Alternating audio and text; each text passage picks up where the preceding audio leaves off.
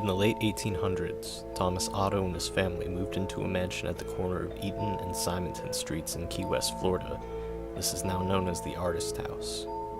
The Ottos were known to be stern with their servants, sometimes even mistreating them. It was the treatment of one such Haitian servant that provides a twist in this story.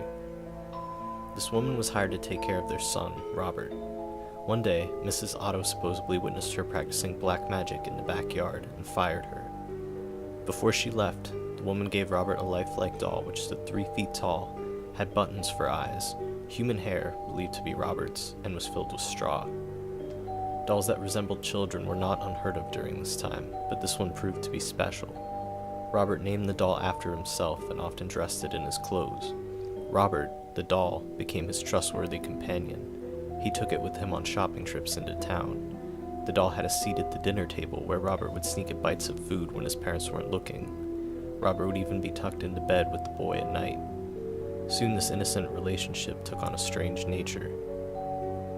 Soon after, Robert chose to be referred to by his middle name, Jean, after being scolded by his mother. He told her that Robert was the doll's name, not his. Jean was often heard in his toy room having conversations with Robert. Jean would say something in his childish manner, and responses could be heard in a much lower voice. Sometimes Jean would become very agitated, worrying the servants and his mother. She would, on occasion, burst in to find her son cowering in a corner, while Robert sat perched in a chair or on the bed, glaring at him. This was only the beginning. Household objects would be found thrown across the room. Jean's toys turned up mutilated, and giggling could be heard. Whenever these unusual acts took place, Jean always said, "Robert did it." The boy took the punishment but always insisted that the blame was Robert's. As the mischief grew, more and more servants took their leave as new ones were hired. The Otto's relatives felt it was time to do something. With the recommendation of a great aunt, Jean's parents removed Robert from his care and placed him in a box in the attic. This is where he resided for many years. After the death of his father, Jean was willed his boyhood home. He decided to live in the Victorian mansion with his new wife. Jean had become an artist and felt the house was spacious and would provide a place for him to paint. He went to the attic and dusted off his childhood toy. He became attached to the doll despite his wife's displeasure. Jean would take the doll along with him everywhere they went. He even sat in his favorite little chair while Jean and his wife slept nearby.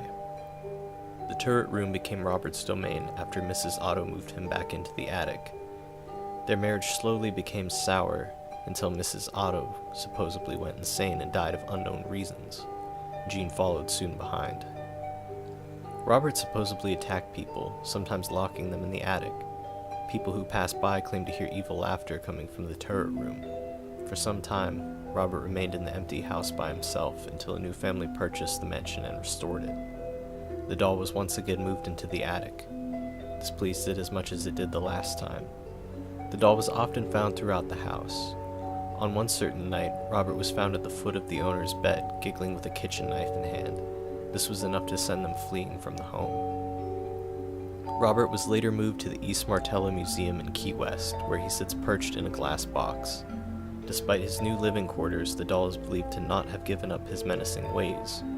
Visitors and employees claim they've seen the doll move. His smile has been known to turn into a scowl. One employee cleaned Robert, turned off all the lights, and left for the night.